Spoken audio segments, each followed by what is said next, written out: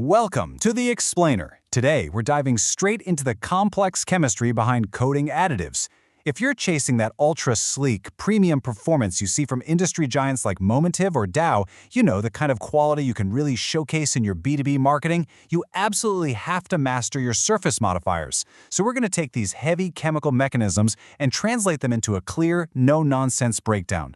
Let's upgrade those formulations, shall we? All right, let's get right into it. Pretty much everyone in the industry uses these additives to prevent scratches, right? But here's the thing. Treating them like they're interchangeable, that's a total recipe for disaster. They are fundamentally completely different beasts. And look, if you don't grasp the why behind the what, you're going to walk right into some massive formulation traps. Take a look at this quote. Wax is a physical shield, silicone is a molecular modification. This basically hits the nail on the head for our entire explainer today. They're fighting the exact same enemy, scratches, wear, abrasion. But the way they fight, totally different species.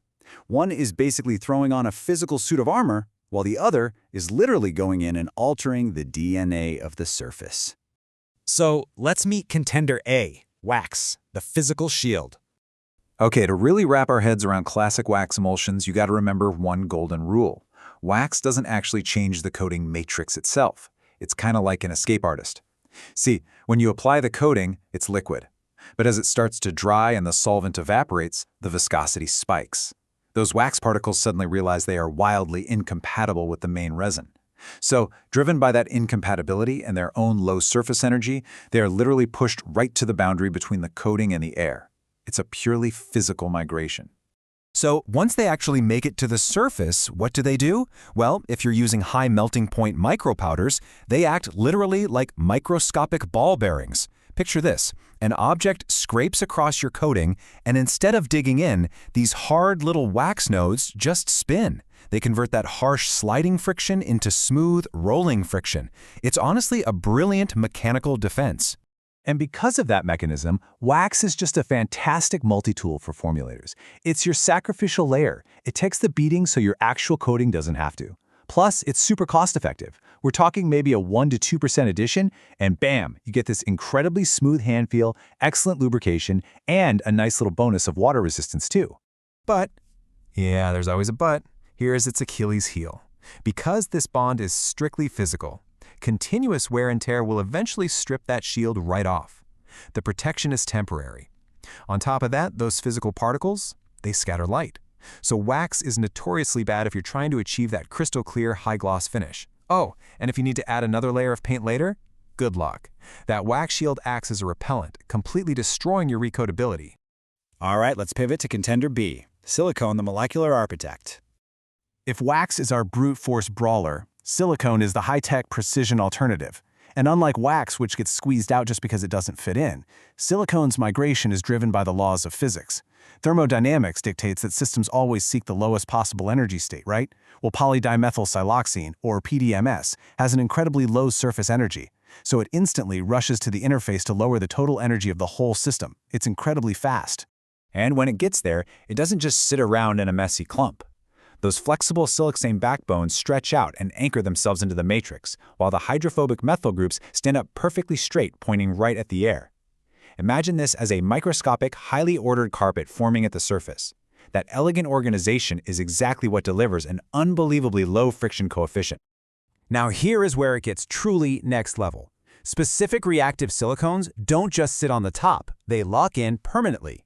By using functional groups that react directly with your resin matrix during curing, you create permanent covalent bonds, meaning the silicone literally becomes an inseparable chemical part of your coating's DNA. If you've ever formulated a high-gloss automotive clear coat or maybe a premium electronic casing, you know this is the ultimate tool for invisible protection. Because it's smaller than the wavelength of visible light, you keep that perfect clarity and high gloss, all while getting extreme slip that wax just cannot touch. It even improves the flow of the paint, wiping out those ugly orange peel effects entirely. And the crazy part? You only need a tiny, tiny dose to make it happen. But, and this is a massive but, with great power comes great responsibility. Precision here is non-negotiable. Silicone is insanely sensitive to dosage. Overdo it even a little bit, and the coating aggressively repels itself, causing catastrophic cratering. Plus, there's a huge cross-contamination risk.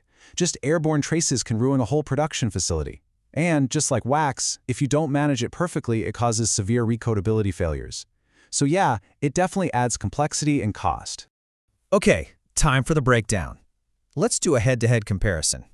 So let's stack them up side by side. You've got the macro-level, purely physical defense of wax going up against the deeply integrated thermodynamic architecture of silicone. Wax basically creates these distinct, temporary floating islands on top of your coating ocean. Silicone? It grows a permanent, ordered, molecular forest straight out of the surface via covalent bonds. Which brings us to a huge misconception in the industry. Seriously, we need to clear this up right now. Many formulators treat anti-scratch and abrasion resistance as the exact same thing. They absolutely are not. And that leads us to the twist, the ultimate synergy. Here's the real secret. Choosing between wax and silicone, it's a false dichotomy. Look at how perfectly their strengths actually complement each other. Silicone gives you that immediate extreme slip to deflect a blade right away. It stops the scratch from digging in. But if you're dealing with heavy, continuous grinding, those wax nodes step in like heavy infantry to disperse that long-term mechanical stress and wear. By intelligently combining the precision slip of silicone with the sheer physical durability of wax, you get the absolute best of both worlds. You let the silicone handle the immediate surface friction, and you let the wax absorb the deep wear and tear. Understanding this synergy? That is exactly how top-tier, world-class formulations are built. So, here's the big question for you to take away today. How are you going to adjust your next B2B coating project now that you know the molecular reality behind these additives? Are you going to keep fighting the formulation war with just one weapon, or are you ready to combine forces and create a truly elite high-performance finish? Give it some thought, and I'll catch you in the next explainer.